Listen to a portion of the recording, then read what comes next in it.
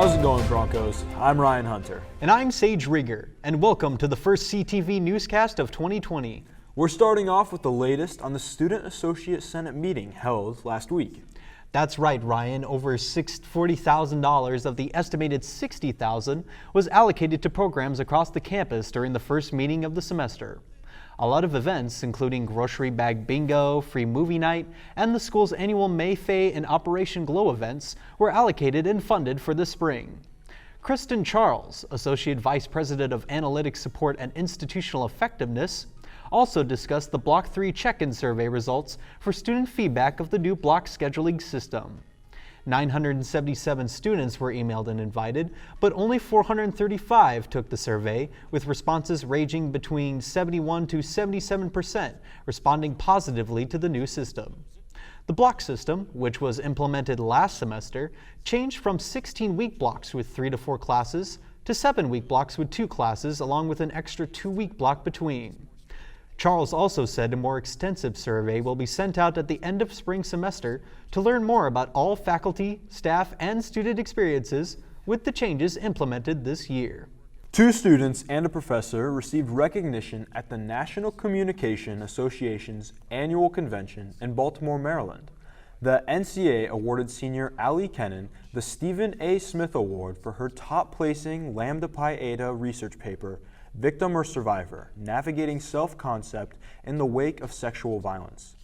Junior Samantha Burke was elected to the Lambda Pi Eta National Student Advisory Board, being the only undergraduate HC student to be elected for a 3rd year in a row.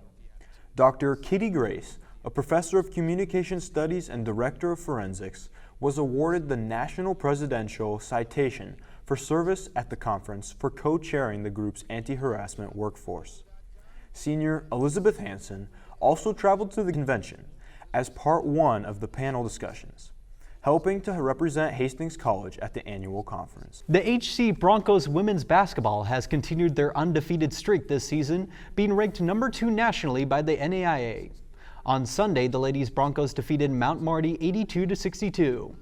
Senior guard Shandra Farmer talks about how their team has been able to keep their winning streak alive. It's been 18 years since the Lady Broncos basketball team went undefeated for over 17 games in the 2001-2002 season.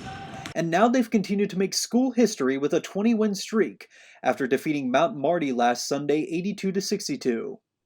At the start of the season, the Broncos were slated to peak at number 5 in the GPAC, one of the toughest conferences in the NAIA. Shandra Farmer, one of the 4 seniors in a team filled with underclassmen, talks about how dedication and communication has been important in facing their adversaries on the court. Communication, I always say, brings like a really good team to a really great team. Communication goes a really long way, not only on the court, but off the court.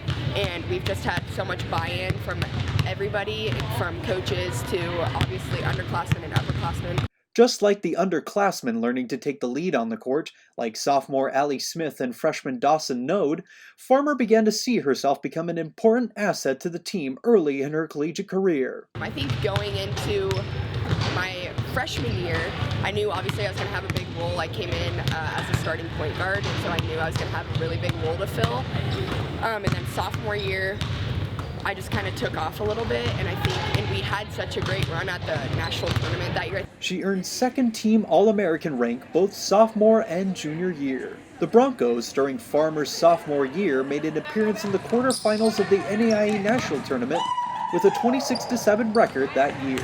I kind of used it as like a momentum and confidence builder because it's realizing like how much I can actually do. At just 5'3", Farmer said that it's been essential for her to be creative on the court. One of her key traits that has made her stand out from players on the other team is her agility and speed. I feel like it's just a lot easier for me to be more creative and obviously get my other teammates involved and just using that to my advantage. With 7 teams ranked in 4 in the top 10, Farmer knows that the upcoming games will have more challenges to face in order to continue their record.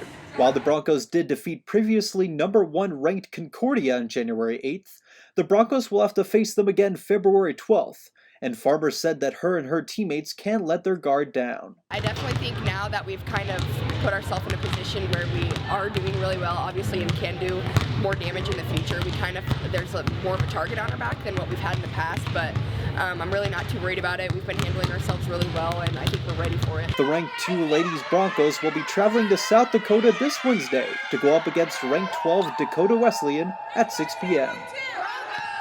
The Broncos men's basketball team managed to upset ranked 17 Mount Marty 87-70 last Sunday, as both senior Brendan Lipovsky and freshman Mason Heimstra earned career-high points scored.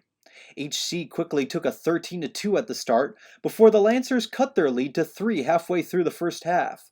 But Lipovsky, Heimstra, and senior Bart Hiscock would lead the way to a continued gap between points with double-digit scoring.